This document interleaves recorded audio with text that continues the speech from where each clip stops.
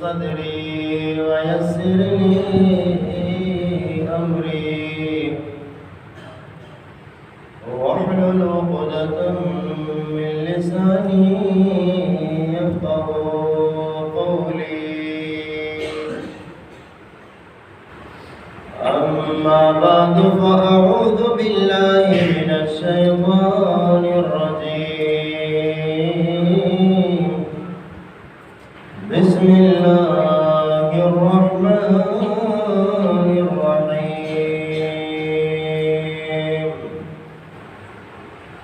ألم يجدك يتيما فآوى. اللهم صل على محمد وعلى آل محمد كما صليت على إبراهيم وعلى آل إبراهيم إنك حميد مجيد. اللهم بارك على محمد وعلى آل محمد كما باركت على إبراهيم وعلى آل إبراهيم إنك حميد مجيد. محترم سامعین، یہ ربیع الاول کا مہینہ ہے. ہم جیسے واعظین صرف اس مہینے میں اللہ کے نبی صلی اللہ علیہ وسلم کا تذکرہ کرتے ہیں،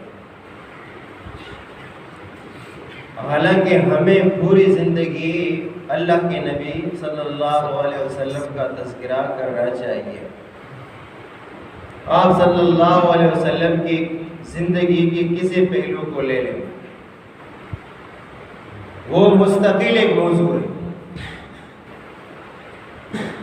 حتیٰ کہ محدثین نے کتابوں میں اللہ کے نبی کے ہنسنے پر باب قائم کیا ہے، باب و ضحک النبی صلی اللہ علیہ وسلم، باب و مزاح رسول اللہ صلی اللہ علیہ وسلم. پورا باب محدثین نے قائم کیا ہے اللہ کے نبی کے مسکرانے پر، اللہ کے نبی کے ہنسنے پر. باقی زندگی تو دور کی بات ہے. آپ صلی اللہ علیہ وسلم کی ازدواجی زندگی، اللہ کے نبی کا معاشرتی زندگی، آپ صلی اللہ علیہ وسلم کی جہاد کی زندگی، غزوات کی زندگی، مسلموں سے کیسے تعلقات، ہمسائے سے کیسے تعلقات، بیوی بچوں سے کیسے تعلقات، یہ مستقل موضوع ہے. اور اللہ کے نبی صلی اللہ علیہ وسلم کے بارے میں تو اللہ نے فرمایا نا کہ لَقَدْ كَانَ لَكُمْ فِي رَسُولِ اللَّهِ أُسْوَةٌ حَسَنَةٌ. تبھی تو کفار کو تکلیف ہوتی ہے، کیونکہ اللہ نے فرمایا کہ وَرَفَعْنَا لَكَ ذِكْرَكَ، اے نبی ہم آپ کا ذکر بلند و بالا کریں گے. مکہ کے مشرکین نے اللہ کے نبی کو برا بھلا کہا. آپ صلی اللہ علیہ وسلم کہا کہ اگر ہم محمد کہہ کر آپ صلی اللہ علیہ وسلم کو برا بھلا کہیں گے تو اس کا مطلب کیا ہوگا؟ ہم کہیں گے معاذ اللہ محمد صلی اللہ علیہ وسلم ایسا ہے ویسا ہے. ایک طرف تو ہم تعریف کر رہے ہیں، محمد کا معنی تعریفوں والا، اور پھر ہم بعد میں کہیں گے ایسا ویسا، تو ہماری پہلی بات دوسری بات کے خلاف ہوگی. انہوں نے کہا کہ ہم محمد صلی اللہ علیہ وسلم لفظ بولنا چھوڑ دیں گے، ہم بات کریں گے مذمم کی، مذمت کریں گے. محمد کے بجائے ہم محمد کے بجائے کیا کہیں گے؟ مذمم کو برا بلا کہیں گے. اللہ نے فرمایا دیکھو ہم نے آپ کے نام سے بھی ان کو پیر کر محمد کے بجائے مذمم کو برا بلا کہہ رہے ہیں. یہ مستقل موضوع ہے. البتہ آج میں آپ صلی اللہ علیہ وسلم کے بچپن کے حوالے سے چند معلومات آپ کے سامنے بیان کروں. بلکہ یہی موضوع میں نے گزشتہ جمعہ وہ دوسری مسجد میں بھی بیان کیا تھا. مولوی صاحب کے والد صاحب کا انتقال ہوا تھا. مولوی صاحب یہاں پہ نہیں تھے، بلکہ آج جمعے میں بھی نہیں ہے. اس کے لیے خصوصی دعا کریں کہ اللہ تبارک و تعالیٰ اس کے والد صاحب کو جنت الفردوس میں اعلیٰ مقام دے. آمین. دیکھیں انسان جب پیدا ہوتا ہے تو ماں باپ کی تربیت کو خصوصی طور پر بچے کی زندگی میں دخل ہوتا ہے. لیکن آپ صلی اللہ علیہ وسلم وہ ہستی ہیں جب اللہ کے نبی صلی اللہ علیہ وسلم ماں کے بطن میں ہیں، پیدا نہیں ہوئے کہ باپ کا سایہ سر سے اٹھ جاتا ہے. باپ کی شفقت اللہ کے نبی صلی اللہ علیہ وسلم کو نہیں ملتی. جب اللہ کے نبی کی عمر 4 سال ہوتی ہے تو والدہ محترمہ کا انتقال ہوتا ہے. اب ایک 4 سال کے بچے پر، اس کی زندگی پر کس طرح کے اثرات ہوں گے، اس کی فیلنگ کیا ہوں گے اور اس کے احساسات کیا ہوں گے کہ 4 سال کا بچہ ہو، ماں بھی دنیا میں موجود نہیں ہے، باپ کا بھی سایہ موجود نہیں ہے. ایسے وقت میں تو عام معاشرے میں کہتا ہے کہ پتہ نہیں اس بچے کی کفالت کیسے ہوگی، تربیت کیسے ہوگی. اللہ نے فرمایا تمہیں فکر کرنے کی ضرورت نہیں ہے. علم یجد کا اللہ نے فرمایا یتیما فآویٰ. اے محمد صلی اللہ علیہ وسلم، ایک دور وہ تھا کہ آپ یتیم تھے، ہم نے آپ کو ٹھکانہ دیا. یتیموں کی تربیت عام طور پر نہیں ہوتی، بگڑ جاتے ہیں، لیکن اللہ تبارک و تعالیٰ نے ایسی تربیت کی کہ نبیوں کا امام بنا دیا. 1,24,000 انبیاء کرام پیچھے اور اللہ کے نبی مصلی پر بیت المقدس کی رات میں، اور وہ ہے کہ مسجد اقصی میں اللہ تبارک و تعالیٰ نے نبی اکرم صلی اللہ علیہ وسلم کو امام بنائے. کس کی تربیت ہے؟ کسی انسان کی تربیت کو دخل نہیں ہے، یہ اللہ تبارک و تعالیٰ کی تربیت کا اثر اور نتیجہ ہے. تو جب اللہ کے نبی صلی اللہ علیہ وسلم کے والد فوت ہو گئے، والدہ کا انتقال ہوا، دادا عبد المطلب کی پرورش میں آ گئے. دادا عبد المطلب کیا پرورش کرتے ہیں جس کی خود کی عمر 100 سال سے اوپر ہو. 100 سال جس کی عمر ہو وہ بچوں کی کیا کفالت کرے. 100 سال جس کی عمر ہو تو وہ خود اپنے آپ کو سنبھال نہیں سکتا.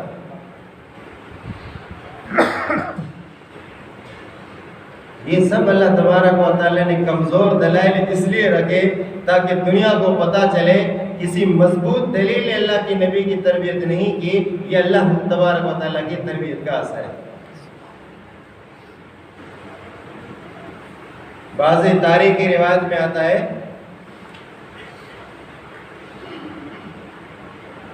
آپ کو پتا ہے کہ جناب عبد المطلب صرف بنو ہاشم کا سردار نہیں تھا، عرب کے تمام قبائل کا سردار تھا، بلکہ سرداروں کا سردار تھا. اور اس کو دوسری نسبت یہ حاصل تھی کہ وہ کعبۃ اللہ کا متولی تھا، اور اس زمانے میں کعبۃ اللہ کے متولین کی تکریم ہوتی تھی، اس کی عزت ہوتی تھی. معاشرے کے اندر، عرب کے اندر اور عجم کے اندر اس کی تکریم ہوتی تھی کہ یہ کعبۃ اللہ کا متولی ہے، نگران ہے، یہ کعبۃ اللہ میں ساقی حاجیوں کو پانی پلاتا ہے. جناب عبد المطلب کی مسند پر کسی کو بیٹھنے کی جرت نہیں ہوتی تھی. اللہ نے اس پیرانی سالہ میں اتنا رعب عطا کیا تھا. لیکن یہ 4-5 سال کا بچہ جس کو محمد صلی اللہ علیہ وسلم کہتے تھے اور کہتے ہیں، وہ جناب عبد المطلب کے مسند پر بیٹھ جاتا تھا. تو لوگ سوال کرتے کہ آپ کے مسند پر تو آپ کے بچوں کو بیٹھنے کی جرت نہیں ہوتی. جناب عبد المطلب کے عبداللہ کے علاوہ بھی بچے تھے. جناب عبداللہ فوت ہو گیا تھا، باقی تو بچے تھے. فرمایا آپ کے بچوں کو اتنی ہمت نہیں ہوتی تھی، چھوٹے بچے کو کیسے ہمت ہو گئی. کہا میں اس کا اکرام کیوں نہ کروں، ایک دن ایسا آئے گا انشاءاللہ پوری دنیا اس کی عزت کرے گی. اور وہ دن اللہ تبارک و تعالیٰ نے دکھایا. اگر آج کل 1-2 بندے اللہ کی نبی کی عزت نہیں کرتے تو کیا ہوا. آپ صلی اللہ علیہ وسلم وہ انسان ہے، روزانہ 70,000 فرشتے اللہ تبارک و تعالیٰ کی طرف سے اللہ کے نبی پر درود پڑھنے کے لیے خصوصی طور پر نازل ہوتے ہیں. روزانہ 70,000 فرشتے اللہ کے نبی صلی اللہ علیہ وسلم پر درود پڑھتے ہیں. اگر ایک عام انسان اللہ کے نبی کی مذمت بیان کرتے تو یہ ہجمان ندارت ہے، اس کی کوئی حیثیت نہیں ہے. اور ایک بات یاد رکھیں، آپ صلی اللہ علیہ وسلم کے پہلو میں جو حضرات سوئے ہوئے ہیں، جس کو صدیق اکبر بھی کہتے ہیں، جس کو عمر کہتے ہیں، یہ کبھی سنا ہے نا آپ نے کہ آپ صلی اللہ علیہ وسلم کے پہلو میں اللہ کے نبی کے 2 صحابہ آرام فرما ہیں، ابو بکر صدیق اور حضرت عمر رضی اللہ تعالیٰ عنہ۔ اور یہ بات یاد رکھو، جو 70,000 فرشتے اللہ کے نبی کے لیے درود پڑھتے ہیں، وہاں پہ حضرت عمر بھی موجود ہیں، وہاں پہ صدیق اکبر بھی موجود ہیں۔ سبحان اللہ۔ جو یہ کہتے ہیں کہ ہم ابو بکر کی خلافت کو نہیں مانتے، ابو بکر کو مسلمان نہیں مانتے، عمر کو نہیں مانتے، عمر کی خلافت کو نہیں مانتے، نہ مانو، تمہارے نہ ماننے سے کیا ہوگا؟ فرشتے مانتے ہیں، فرشتے خصوصی سلام بھیجتے ہیں ان کو۔ بہرحال اللہ تبارک و تعالیٰ نے اتنی عزت فرمائی کہ آج بھی فرشتے سلام کرتے ہیں، لاکھوں انسان سلام کرتے ہیں۔ بچپن میں کئی واقعات اللہ کے نبی کے تاریخی کتابوں میں ہیں کہ ایک مرتبہ آپ صلی اللہ علیہ وسلم کی عمر 4-5 سال کی تھی، جناب عبد المطلب کی پرورش میں تھے۔ آپ صلی اللہ علیہ وسلم کو آشوب چشم ہوا، یعنی آنکھوں کی بیماری میں مبتلا ہو گئے۔ اور یہ بات یاد رکھیں، میں نے آپ کو کئی مرتبہ بتایا ہے کہ نبی اکرم صلی اللہ علیہ وسلم سمیت جتنے بھی انبیاء دنیا کے اندر گزرے ہیں، تمام انبیاء کو اللہ تبارک و تعالیٰ نے ظاہری عیب سے پاک رکھا اور اندرونی باطنی عیوب سے بھی اللہ تبارک و تعالیٰ نے اپنے انبیاء کو پاک رکھا ہے۔ اور یہ بھی بات یاد رکھیں کہ کائنات میں جس زمین میں اللہ تبارک و تعالیٰ کسی نبی کو بھیجتے ہیں، اس دور میں سب سے خوبصورت ترین انسان کا انتخاب کرتے ہیں، خوبصورت ترین انسان کا انتخاب کرتے ہیں۔ وہ نبی صورت کے اعتبار سے بھی اس علاقے والوں سے اعلیٰ ہوگا اور سیرت کے اعتبار سے بھی اعلیٰ ہوگا۔ یہ بات آپ کو معلوم ہے، جس دور میں جن انسانیت میں جس قوم میں اللہ تبارک و تعالیٰ نبی کو بھیج دیتے ہیں، دوسری مرتبہ پھر سنو اس تقریر کو، وہ نبی اس دور کے جتنے انسان ہیں ان سے صورت میں بھی اعلیٰ ہوگا، سیرت میں بھی اعلیٰ ہوگا۔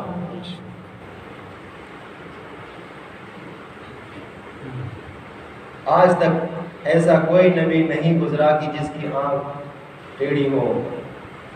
یہ تو صرف آپ نے ادھر ہی سنا ہے نا کہ جس نے نبوت کا دعویٰ کیا، مرزا غلام محمد قادیانی، اس کی دونوں آنکھیں بھی برابر نہیں تھی، اس کا عقل بھی ٹھکانے پہ نہیں تھا، وہ بدحواس تھا اور اس کا ہوش بھی ٹھکانے میں نہیں۔ میں نے آپ کو کہا کتابوں میں لکھا ہے، وہ تو آج بھی آپ مرزائیوں سے یہ پوچھ لیں کہ غلام محمد قادیانی کو نبی ثابت کرنا دور کی بات ہے، آپ ان کو ایک شریف انسان ثابت کر کے دکھائیں، وہ بھی نہیں دکھا سکیں گے۔ نبی ثابت کرنا تو دور کی بات ہے، غلام احمد قادیانی جس نے نبوت کا دعویٰ کیا وہ شریف انسان بھی نہیں تھا، شرافت اس سے کوسوں دور تھی، اور یہ بدبخت اس کو نبی بنا کر بیٹھے۔ اور آپ دیکھیں کہ اس کی جو خوبصورتی نبی کے اندر اللہ تبارک و تعالیٰ رکھتے ہیں، وہ چیز میں ان میں موجود نہیں تھی۔ نبی وہ ہوتا ہے جس کی صورت بھی مثالی ہوتی ہے، جس کی سیرت بھی مثالی ہوتی ہے۔ اور میں نے آپ کے سامنے ایک سوال اور ایک شبہ بھی غالباً 1 سال پہلے بھی عرض کیا تھا کہ کچھ لوگ کہتے ہیں، ہم جس سے واعظین ہیں، کہتے ہیں کہ ایوب علیہ السلام اتنے بیمار ہو گئے کہ جسم میں کیڑے پڑ گئے۔ ایوب علیہ السلام اتنے بیمار ہو گئے کہ جسم میں کیڑے نکلنے لگے، وہ کیڑوں کو دوبارہ اپنے کیڑے گر جاتے تھے، دوبارہ اپنے جسم کے اندر ڈال دیتے کہ تمہاری خوراک یہ کہاں گرتے ہو۔ یہ بات آپ نے سنی ہوگی کہ نہیں سنی ہوگی بعض واعظین سے؟ البتہ یہ بات درست نہیں ہے، یہ کسی کتاب میں نہیں ہے۔ کہتے ہیں نا یہ تو کسی کتاب میں نہیں لکھا ہے، یہ بھی بندہ چلا گیا دنیا سے، کہتے ہیں یہ تو کسی کتاب میں یہ بات نہیں ہے، یہ تو ایک فارسی والے نے جب سیرت لکھی تو اس کے اندر یہ الفاظ ہیں، باقی سیاہ ستہ میں کسی مفسر نے کسی شاعر نے بات نہیں لکھی ہے کہ حضرت ایوب علیہ السلام کے جسم میں کیڑے پڑ گئے، ایسا ہو نہیں سکتا۔ کیوں؟ اس لیے کہ اللہ تبارک و تعالیٰ نے زمین پر حرام کیا ہے کہ وہ کسی نبی کا جسد کھا لے، تو دنیا میں کسی کیڑے کو کس نے اجازت دی کہ وہ نبی کے جسم کو کھائے؟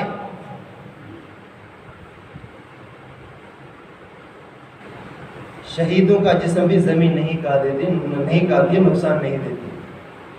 آپ نیٹ میں دیکھ دینا، 100 سال کے بعد کسی شہید کی قبر کو کھودا جاتا ہے تو اللہ تبارک و تعالیٰ تو قرآن مجید میں فرماتے ہیں کہ شہید کو جو اللہ کے راستے میں قتل ہو جائے اس کو مردہ نہ کہو بلکہ وہ زندہ ہے اور اللہ کے یہاں رزق کھاتا ہے۔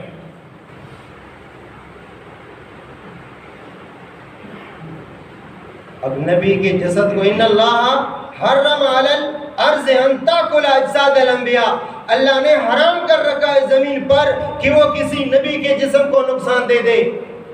میرا اور آپ کا جسم زمین میں جانے کے بعد سڑ جاتا ہے 3 دن کے بعد، تبھی تو شرعی مسئلہ یہ ہے اگر کسی کا جنازہ نہیں پڑھایا گیا، ایسے ہی دفن کیا گیا، اس لیے کہ جنازے پڑھانے والے نہ تھے کسی علاقے میں، بعد میں لوگ آئے، پڑھانے والے آئے، پتہ چلا، لوگوں نے بتا دیا کہ اس بندے کو بغیر نماز جنازہ کے دفن کیا گیا۔ کیوں؟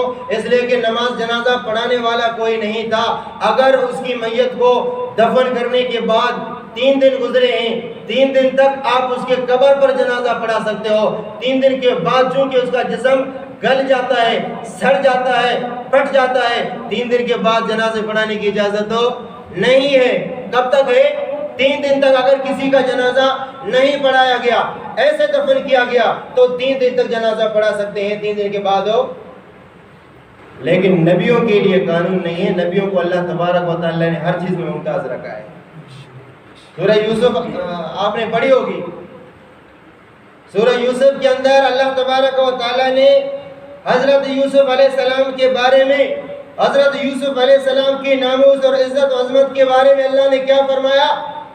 میرے اور آپ کے لیے کیا قانون ہے کہ انسان گناہ کے قریب مت جاؤ، ایسا قانون ہے نا کہ گناہ کے قریب مت جاؤ، لیکن نبیوں کے لیے قانون نہیں ہے، نبیوں کے لیے الگ قانون ہے، گناہ تم نبی کے قریب نہ جاؤ۔ وہاں پہ نبیوں کو یہ نہیں کہا جا رہا ہے کہ نبیوں گناہ کے قریب نہ جاؤ، بلکہ گناہ تم میرے نبی کے قریب مت جانا۔ کیوں؟ نبی کا مقام اعلیٰ ہے، نبی سیرت کے اعتبار سے بھی اعلیٰ ہوتا ہے، صورت کے اعتبار سے بھی اعلیٰ ہوتا ہے۔ جس دور میں اللہ کسی کو نبی بنا کر بھیج دیتے ہیں وہ سب سے حسین و اعلیٰ ہوتا ہے صورت کے اعتبار سے، اور حسین و اعلیٰ ہوتا ہے سیرت کے اعتبار سے۔ ایک اور بات آپ نے سنی ہوگی، یعقوب علیہ السلام یوسف علیہ السلام کی جدائی میں اتنے پریشان ہوئے کہ آنکھیں نابینا ہو گئیں۔ سنا ہے آپ نے؟ نہیں سنا ہے؟ آپ نے کیا سنا ہے؟ سنا ہے نا آپ نے؟ میں نے سنا ہے آپ کو۔ اب بات ایک سال کی بات سناتا ہوں، اس لیے ہمارے تو جتنی تقریر ہوتی ہیں وہ بورڈ سے باہر نہیں نکلتی، ہم جو دیکھتے ہیں وہی بیان کرتے ہیں، لیکن آج وہ بیان کریں جو میری اور آپ کے کون سے والا ہے۔ یوسف علیہ السلام کے بارے میں آپ نے سنا کہ یعقوب علیہ السلام باپ ہیں، یوسف علیہ السلام بیٹے ہیں، دونوں کو اللہ نے نبی بنایا۔ اب یعقوب علیہ السلام کے بیٹوں نے یوسف علیہ السلام سے کیا حربہ کیا یہ بھی آپ کو پتہ ہے، تاکہ محبت خالص ہو جائے میرے لیے۔ آج کل بھی بہت سارے لوگ اس طرح کرتے ہیں، میاں بیوی کے درمیان جدائی ڈالنے کے لیے سحر جادو کا عمل کرتے ہیں۔ کچھ لوگوں کو تو صرف وہم ہوتا ہے، حقیقت کچھ بھی نہیں ہوتی، لیکن کچھ لوگ حقیقتاً ایسا کرتے ہیں، میاں بیوی کو جدا کرنے کے لیے بھی اس طرح کا حربہ اختیار کرتے ہیں۔ یاد رکھو حدیث پاک میں آتا ہے جو میاں بیوی کو جدا کرے کسی بھی صورت میں، یا تو ظاہری شیطانی کی شکل میں، بیوی کو یہ کہا کہ تمہارا شوہر تو کسی کام کا نہیں ہے، کام کا اس کا دل خراب کر دے، اور شوہر کو کہے کہ تمہاری بیوی کسی کام کی نہیں، بدصورت ہے، صورت اس میں سیرت بھی نہیں اس میں، تاکہ اس کا دل خراب ہو جائے اور ان دونوں میں علیحدگی ہو جائے۔ جو بھی بندہ اس طرح کا رویہ اختیار کرتا ہے، میاں بیوی کو جدا کرنے کی کوشش کرتا ہے کسی بھی صورت میں، اللہ تبارک و تعالیٰ قیامت میں اس کے رشتہ داروں کو سے الگ کرتا ہے۔ دیدار کرنا چاہے پھر بھی اللہ تبارک و تعالیٰ دیدار نہیں کرا دیتے ہیں۔ آپ کو پتہ ہے کہ جنت میں بھی جمعہ بازار لگتا ہے، وہاں پہ صرف خرید و فروخت نہیں ہوتی، وہاں پہ رشتہ داروں کی ملاقات ہوتی ہے۔ جو رشتہ دار جنت میں ہوتے ہیں اللہ تبارک و تعالیٰ جمعے کے دن وہاں پہ نہیں ہوتے، اندازے کے مطابق اللہ تبارک و تعالیٰ جنتیوں کی ملاقات کرا دیتے ہیں۔ لیکن جس بندے نے دنیا میں دو بندوں کو الگ کیا ہے، ناراض کیا ہے، دو بندوں میں فساد ڈالا ہے، میاں بیوی میں فساد ڈالا ہے، دو بھائیوں میں فساد ڈالا ہے، دو رشتہ داروں میں فساد ڈالا ہے، قیامت کا دن ہوگا اللہ تبارک و تعالیٰ اس کو بھی اس کے عزیز و اقارب سے دور کریں گے، اللہ بھی ان کے بیچ میں نفرت اور وہ مطلب ہے کہ ناراضگی ادھر بھی ڈال دیں گے۔ کتنی بڑی بدبختی ہوگی کہ آپ بھی جنت میں جائیں، آپ کے رشتہ دار بھی جنت میں جائیں، لیکن آپ نے دنیا میں ایسی غلطی کی ہے جس کی وجہ سے جنت میں بھی اس کی سزا بھگت رہے ہوگی، جہنم میں بھی دوئے سے ملاقات نہیں ہوگی، بات جنت ہی کی ہو رہی ہے۔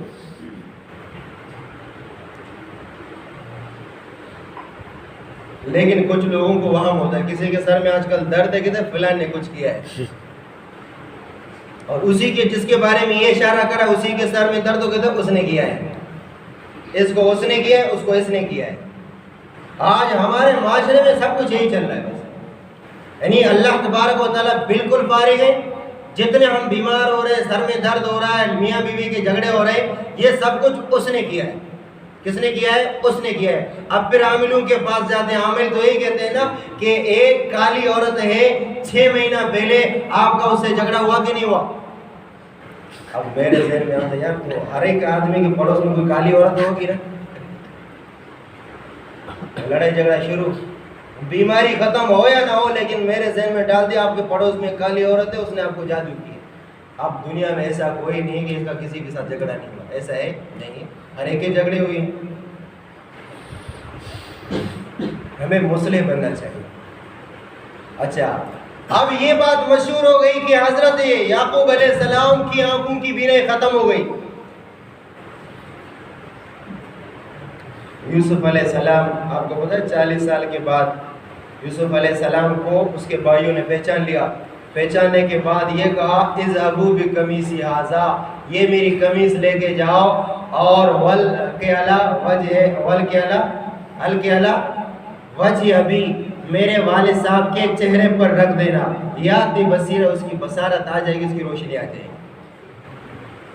یہ بھی اللہ کی قدرت دیکھو، پڑوس میں جس ملک میں ہے وہاں پہ کوئے میں ہے، وہ نہیں آ رہی قمیص کی، وہ کہاں پہ؟ مصر میں ہے۔ بھائی آج قمیص لے کر نکلے، 1 مہینے کے بعد ابو کے پاس پہنچ جاتا ہے، اونٹوں کی سواری، جہاز ہے نہیں، 1 مہینے کی مسافت کے بعد ابا کے پاس آ جاتا ہے۔ والد صاحب نے گھر میں بات کی، اگر آپ مجھے بہکا ہوا نہ کہیں، مجھے یوسف علیہ السلام کی خوشبو نظر آ رہی ہے۔ اس کو کہتے ہیں اللہ کی طاقت۔ کس کی طاقت ہے؟ لوگ کہتے ہیں قمیص کی طاقت، قمیص کی طاقت ہوتی تو علاقے میں ہے، کنویں میں ہے۔ لوگ کہتے ہیں قمیص رکھنے کی وجہ سے بصارت اور روشنی آ گئی، اسی قمیص کی وجہ سے تو آنکھیں کمزور ہو گئی، یوسف علیہ السلام کی دوری کی وجہ سے تو آنکھیں کمزور ہو گئی۔ میں نہیں کہتا کہ یوسف علیہ السلام کے والد صاحب کی آنکھوں کی بینائی چلی گئی، کیوں؟ اللہ ایسا عیب کسی اپنے نبی کو نہیں دیتے جو لوگوں میں عیب نظر آ جائے۔ لوگ کہتے ہیں نابینا ہو گئے، نابینا نہیں ہو گئے، معمولی کمزوری ہو گئی بس، لیکن اللہ تبارک و تعالیٰ کو نبی کے جسم میں وہ کمزوری بھی برداشت نہیں، بلاخر وہ کمزوری کو بھی اللہ نے رفع کر دیا۔ بات سمجھ میں آ گئی نہیں آئی؟ تو نبی ہر دور میں صورت کے اعتبار سے بھی اعلیٰ ہوتا ہے، سیرت کے اعتبار سے۔ میں کیا عرض کر رہا تھا کہ آپ صلی اللہ علیہ وسلم کو بچپن میں آشوب چشم کا مسئلہ ہوا، آنکھوں میں کچھ مسئلہ ہوا، آنکھوں میں کچھ تکلیف ہوئی۔ آپ کو پتہ ہے کہ لوگ منتر والوں کے پاس جاتے ہیں، دم کرنے والوں کے پاس جاتے ہیں، آج کل تو ہمارے گلی گلیوں میں دم کرنے والے ہیں، اس دم کو پھر کاروبار بنانے والے بھی ہیں۔ دیواروں پہ لکھا ہوا ہے کہ محبوب آپ کے قدموں میں، بندش ختم، رزق کی بندش ختم، اور کیا اولاد کی بندش ختم۔ آپ نے تو میری تقریریں سنی ہوگی، رزق کی بندش ہے، رزق کی بندش ہے، اولاد کی بندش ہے. جو کہتا ہے کہ رزق کی بندش ہے، اولاد کی بندش ہے، قرآن کہتا ہے وہ جھوٹ بولتا ہے. رزق کی کوئی بندش نہیں ہے، اولاد کی کوئی بندش نہیں ہے. کاروباری لوگ تو بتاتے ہیں آپ کو فلاں نے بند کیا ہے، آپ کو فلاں نے آپ کی بندش کی، تبھی تو اولاد نہیں ہو رہی. آپ اس کو صرف اتنا کہو آپ صلی اللہ علیہ وسلم کی کتنی بیویاں تھیں؟ 11. اولاد فقط ایک بیوی کو ہوئی. کس کو؟ حضرت خدیجہ رضی اللہ تعالیٰ عنہ کی اولاد ہوئی. باقی 10 کو کس نے بندش کرائی بتاؤ؟ کیا امی عائشہ نہیں چاہتی تھی کہ میرے گود میں اولاد ہو؟ اللہ نے نہیں دیا. کیوں؟ اللہ تبارک و تعالیٰ دنیا کو بتانا چاہتے ہیں اولاد دینے والی ذات کس کی ہے. یہ عقیدہ ہونا چاہیے ہر ایک انسان کا. مسلمان موحد ہوتا ہے، مشرک نہیں ہوتا. ہر انسان کا یہ عقیدہ ہو للہ ملک السماوات والارض. لوگ کہتے ہیں بندش ہے، قرآن کیا کہتا ہے؟ للہ ملک السماوات والارض. زمین و آسمان کی ملکیت اور خلقیت اللہ کے ہاتھ میں ہے. یخلق ما یشاء، جو چاہے پیدا کرے. یہب لمن یشاء، جس کو چاہے اناثا بیٹی دے دے. ویہب لمن یشاء الذکور، جس کو چاہے بیٹا دے دے اور جس کو چاہے جوڑے دے دے. ویجعل من یشاء عقیما، جس کو اللہ بانجھ بنا دے کوئی اس کو اولاد دینے والا نہیں ہے. یہ کون کہہ رہا ہے؟ قرآن کہہ رہا ہے وَيَجْعَلُ مَن يَشَاءُ عَقِيمًا، جس کو اللہ بانجھ بنا دے کوئی اس کو اولاد دینے والا نہیں ہے. اللہ نے بانجھ بنا دی. یہ کہہ رہا ہے کسی نے بندش کیے. اللہ کے مقابلے میں کوئی آ سکتا ہے؟ نہیں آ سکتا. جھوٹ بولتا ہے. بندش نام کی کوئی چیز نہیں ہے. یہ تو میں ہر جمعے کو بیان کرتا ہوں. ہمارا کوئی الحمدللہ ہم دیکھ رہے ہیں ابھی کافی تبدیلی آ گئی. جیسے ہمارے ملک میں تبدیلی آ گئی ہے، اسی طرح ہمارے مقتدیوں میں الحمدللہ. پچھلے جمعے کو میں بیان کے لیے گیا، اللہ کرے یہ بات ادھر نہ پہنچ جائے. میں نے بعد میں بیان کی ہے. ہمارے سامنے پہلی صف میں بہت سارے لوگ بیٹھے ہوتے ماشاءاللہ، ادھر داغے ادھر داغے ادھر داغے پاؤں میں داغے. الحمدللہ ہمارے مقتدیوں میں یہ داغے ختم، یہ داغے شاگے ختم ہو گئے. لیکن اب بھی جا کر دیکھو، یہی تھا پرانے زمانے میں داغے رسیاں جانوروں کو گلے میں ڈال دیتے، پاؤں میں ڈال دیتے. انسان کسی یہ فلاں جگہ سے لے کر آیا، فلاں یہ بندش کے لیے ہے، یہ اولاد کے لیے ہے، یہ روزگار کے لیے ہے. داغے ہیں. وَيَزَعُ عَنْهُمْ إِصْرَهُمْ وَالْأَغْلَالَ الَّتِي كَانَتْ عَلَيْهِمْ. یہ نبی داغا توڑنے کے لیے آیا ہے. دیکھ لو سورہ اعراف پڑھ کے تمہیں کیا بتائے گا. قرآن سے واقفیت نہیں. جو گلے میں رسی ڈالے، دھاگا ڈالے، زنجیر ڈالے، فلاں درگاہ سے لے کر آیا، برکت والا دھاگا ہے، لوگ گلے میں ڈال دیتے ہیں. یہ اولاد کے لیے ہے. اولاد دینے کے لیے آپ کو فلاں درگاہ میں جانا چاہیے. اور سر کو بال، بچے کا عقیقہ ہے، سر کو گنجا اپنے گھر میں نہیں کرتے ہیں، جاتے ہیں فلاں جگہ میں جو ایک بابا ہے وہاں بال بھی صاف کرتے ہیں، وہاں سے ایک دھاگا بھی لے کر آتے ہیں. یعنی ابھی سے پہلے تو انسانوں میں ڈالتے تھے، ابھی تو گاڑیوں میں بھی ڈالتے ہیں. آپ نے دیکھا وہ سڑا ہوا جوتا گاڑیوں کے پیچھے، اکثر رکشوں کے پیچھے لٹکا ہوا ہوتا ہے. یہ ادھر نہ باندھو، یہ ادھر باندھو. اس گاڑی سے زیادہ آپ کی جان قیمتی ہے. یہ جوتا ادھر باندھو. یہ قوم ہمیشہ جوتا کھانے والی قوم ہے. جب تک اس کے سر پر جوتا نہ لگے یہ سدھرتی بھی نہیں ہے. تمہارے پاس اللہ کا کلام، کیوں ہم ایسے گمراہوں کے پاس جا رہے ہیں؟ کیوں ہم پتہ نہیں کہ اس کے اندر کیا ہے. مولوی صاحب تعویذ لکھو، بچہ بیمار ہے تعویذ لکھو، روزگار بندے تعویذ لکھو. اچھا بچہ نہیں پیدا ہو رہا ہے تعویذ لکھو. ابھی اس چیز کے لیے پرانے زمانے دیہاتوں میں ایسا ہوتا تھا، اس کو کیا کرتے تھے، اس کے ہم کہتے ہیں باپ دادا نے بلوچستان کے بعض دیہاتوں میں باپ دادا نے اس طرح کیا ہے کہ گندم کا سیزن آتا تھا تو اس کو چادر پہ رکھتے تھے قرآن مجید کو. اس دن اعلان ہوتا تھا بھائی آ جاؤ، آج قرآن کے نیچے گزرنے کا دن ہے، قرآن کے نیچے گزرنے کا دن ہے. کیسے گزرتے ہیں بھائی؟ اچھا علاقے سے ہر ایک آدمی کو چاہیے کہ تقریباً 5 کلو گندم لے کر آئے، قرآن چادر میں رکھا ہوا ہے، قرآن کے اوپر گندم ڈال دو، نیچے گزرو مصیبتیں ٹل جائیں گی. یہ لوگوں کا عقیدہ. پھر بھی کہتے ہیں جو ہمارے باپ دادا نے کیا ہے ہم کریں گے، تمہارے باپ دادا نے یہ کیا یہ کرو گے. ہم تو کہتے ہیں کہ وہ جو کہہ رہا ہے کہ قرآن کو چادر پہ رکھو نیچے گزرو، قرآن کو کیوں کرتے ہو اس طرح؟ جو تمہیں حکم دیتا اس کو چادر پہ رکھو اور اس کو اس کے نیچے سے گزرو. یہ بھی قرآن کی، ہم کہتے ہیں کہ یار وہ فرانس والے فلان جو یورپ والے اللہ کے نبی اور قرآن کی توہین کرتے ہیں، یہ قرآن کی عزت ہے کیا؟ قرآن کے نیچے گزرنا یہ قرآن کون سی عزت ہے؟ لیکن ابھی تک وہی رسم و رواج بہت سارے قبائل میں، بہت سارے علاقوں میں کیا رائج ہے.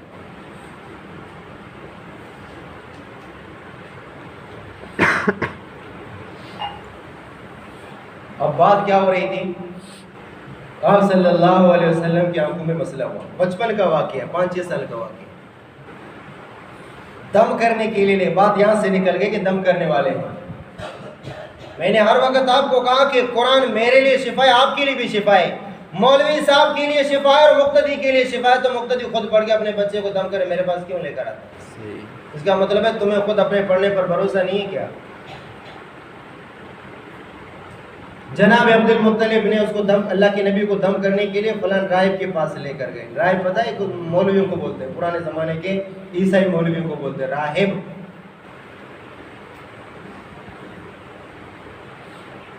یا یہودی عالم کو بولتے ہیں، پیر کو بولتے ہیں، یہودیوں کو پیر کو بولتے ہیں.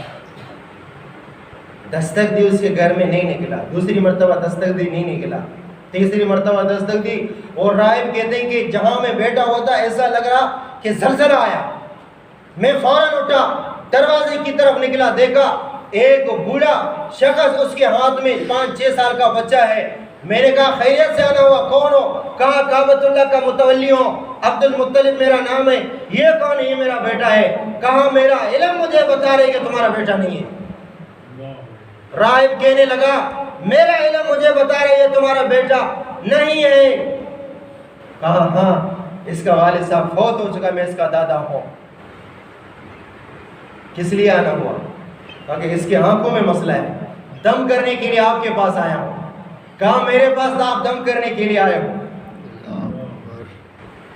اس کے لعاب میں اس کا دم موجود ہے، اس کا علاج موجود ہے. اسی کے لعاب آپ نکال کر اسی کی آنکھوں میں لگا دو، اللہ نے اسی کے لعاب میں اس کا علاج رکھا ہے.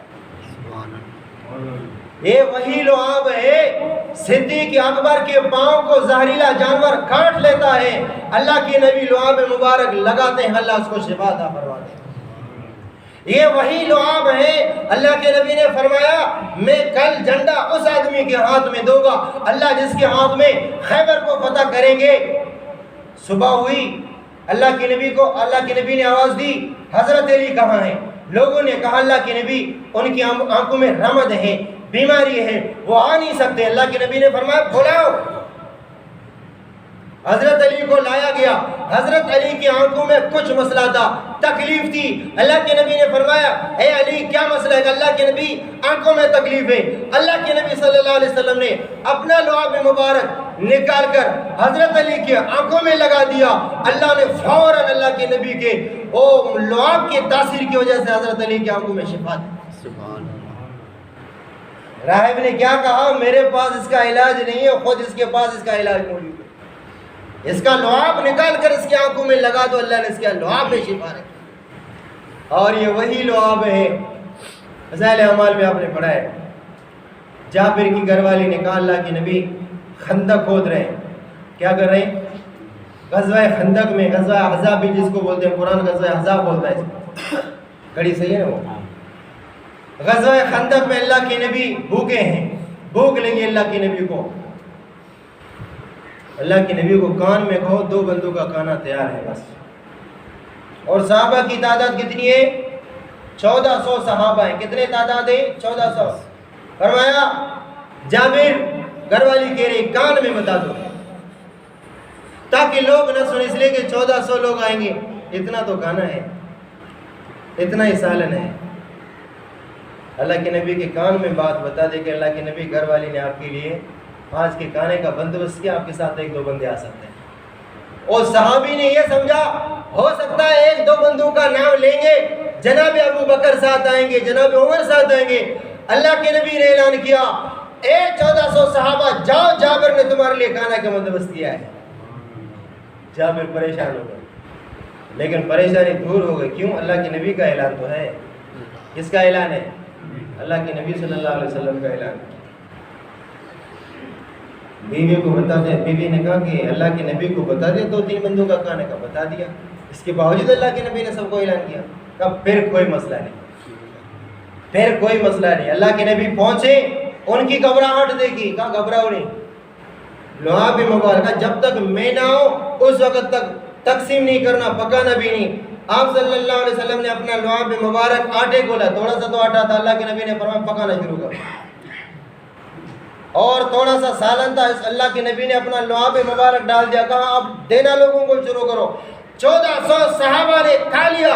روٹی اور سالن ختم ہونے کا نام نہیں لیتا. تبھی تو راہب نے کہا اس کے لعاب میں اللہ نے وہ تاثیر رکھی ہے. بات سمجھ میں آ گئی نہیں آ گئی؟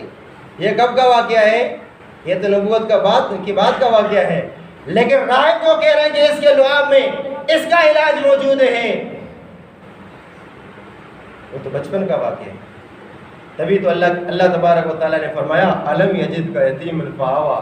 یہ ایک یتیم ہے, لیکن اللہ تبارک و تعالیٰ نے ایسی تربیت کی 7 آسمانوں سے اوپر چلے گئے. سدرۃ المنتہا سے بھی اللہ تبارک و تعالیٰ اوپر لے گئے. تبھی تو اللہ نے فرمایا ورفعنا, یہ تو ہم آپ کو اوپر لے گئے.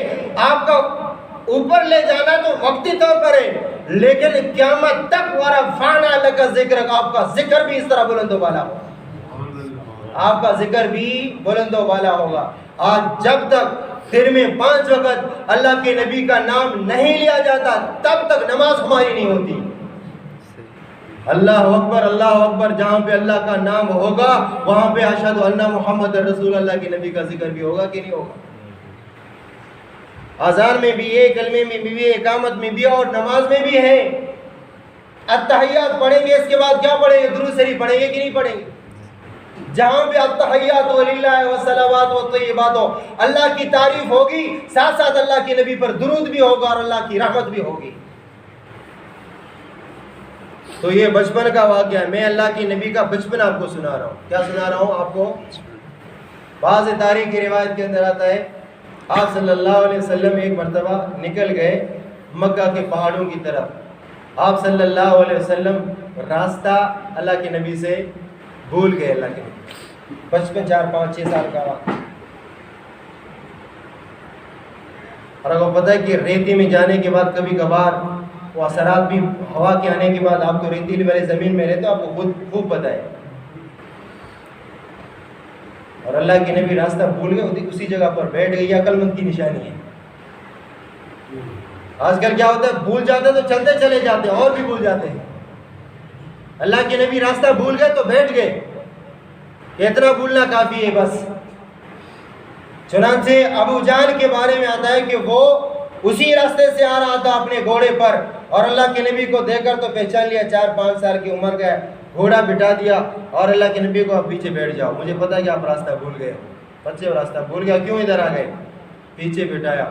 گھوڑے کو کھڑا کرنے, بعض روایت کے اندر آتا ہے اونٹ تھا, اونٹ کو کھڑا کرنے کی کوشش کی لیکن اونٹ کھڑا نہیں ہوا. غصے میں آ کر 2-3 چابک بھی مارا, لیکن اونٹ کھڑا ہونے کا نام نہیں لیتا. حاطف غیبی آئے ہو بدبخت, اللہ جس کو تمام نبیوں سے آگے رکھے گا, آپ اس کو پیچھے رکھو گے, تمہارا اونٹ کیسے کھڑا ہوگا؟ یہ نبی کا ہمارا بچپن کا واقعات ہے. آپ کو پتہ ہے کہ ایک اور واقعہ بہت مشہور ہے. خانہ کعبہ کی تعمیر ہو رہی تھی, کعبۃ اللہ کی تعمیر ہو رہی تھی. آپ کو پتہ ہے کعبۃ اللہ کی جب تعمیر ہوتی تو تمام کے تمام مکہ کے جو سردار وڈیرے بیٹھ جاتے ہیں, مشورہ کرتے ہیں کہ کس طریقے سے چندہ کرنا ہے, کس طریقے سے کیا کرنا ہے, کعبۃ اللہ کی تعمیر کرنی. کعبۃ اللہ چونکہ ایک نشیبی زمین پر واقع ہے, جو لوگ حج عمرہ میں گئے ہیں, کعبۃ اللہ ایک نشیبی زمین پر واقع ہے. پانی سارا ادھر آ کر جمع ہوتا ہے, جس سے کعبۃ اللہ کی دیواریں گر گئیں. کعبۃ اللہ کے سرداروں نے, نوابوں نے, وڈیرے نے وہ مشورہ کیا کہ چندہ کر کے کعبۃ اللہ کی تعمیر کریں گے. کعبۃ اللہ کی کیا کریں گے؟ تعمیر کریں گے. اور کعبۃ اللہ کی تعمیر میں سود کا پیسہ نہیں لگائیں گے. کیا کریں گے؟ سود کا پیسہ. مکہ کے مشرک تھے لیکن سود سے ان کو کتنی نفرت تھی. آج کل تو ہمارے پورا کاروبار, جس مارکیٹ میں جاؤ, جہاں جاؤ, سود کے علاوہ کوئی چارہ کار نہیں. لوگ کیا کہتے ہیں؟ ہر سود کے علاوہ کوئی چارہ کار ہی نہیں ہے. بھوک مر جاؤ اللہ پوچھیں گے نہیں، لیکن اگر سود کھا کر مر گئے، آپ کو پتہ ہے باقی تمام چیزوں کا ایک سوال ہوگا، کمانے کے 2 سوال ہوں گے، فضائل اعمال نے پڑھا نہیں پڑھا ہے؟ کیسے کمایا، کیسے خرچ کیا، کہاں سے کمایا، کیسے کمایا اور کہاں خرچ کیا، 2 سوال ہوں گے کہ نہیں ہوں گے؟ باقی سب چیزوں کا ایک سوال، اس کا 2 سوال ہوں گے، اس کے 2 سوال ہوں گے۔ سود چل رہا ہے، لیکن مکہ کے مشرک، آپ کو پتہ ہے سود کا 1 روپیہ کھانا، معاذ اللہ ابن ماجہ کی روایت ہے، اپنی والدہ سے، حقیقی والدہ سے کعبۃ اللہ میں 70 مرتبہ جمع کرنا ہے، زنا کرنا ہے، معاذ اللہ معاذ اللہ۔ انہی پیسوں سے لوگ کیا کر رہے ہیں؟ حج بھی کر رہے ہیں، صدقہ بھی کر رہے ہیں، زکوٰۃ بھی دے رہے ہیں۔ تو لہٰذا صدقہ اور زکوٰۃ سے بہتر ہے جس سے سود لیا اس کو واپس کر دو۔ اب کیا ہوا؟ کعبۃ اللہ کی تعمیر شروع ہو گئی، اللہ کے نبی کی عمر 7-8 سال کی تھی غالباً، یا 10 سال کی تھی۔ لوگوں نے کیا کہا کہ کعبۃ اللہ کی تعمیر کریں گے، چونکہ ان کپڑوں میں ہم نے گناہ کیا ہے، یہ کپڑا نہیں پہنیں گے۔ باپ دادا جب بھی کعبۃ اللہ کی تعمیر کرتے تھے تو ننگا طواف بھی ننگا کرتے تھے، تعمیر بھی ننگا کرتے تھے، کپڑے اتار کر تعمیر کرتے ہیں۔ کیوں؟ عقل دیکھو کہ ان کپڑوں میں ہم نے گناہ کیا ہے، تو لہذا کعبۃ اللہ کی تعمیر میں ان کو نہیں پہنیں گے۔ اچھا، کعبۃ اللہ کی طواف میں بھی اس کو نہیں پہنتے تھے، ننگا طواف کرتے تھے، کیوں؟ ان میں ہم نے گناہ کیا ہے۔ یہ عقل، یہ باپ دادا سے یہ سوچ چلتی آ رہی ہے۔ ہم بھی یہ کہتے ہیں جو باپ دادا انہوں نے اتارا تو ہم کم از کم پہن لیں، انہوں نے اتارا تو ہم کم از کم پہن لیں، انہوں نے اتارا تو ہم بھی اتاریں، کیوں؟ باپ دادا نے اتارا تو ہم بھی اتاریں گے۔ مکے والے بھی یہی کہتے تھے، انہوں نے اتارا تو ہم بھی اتاریں گے۔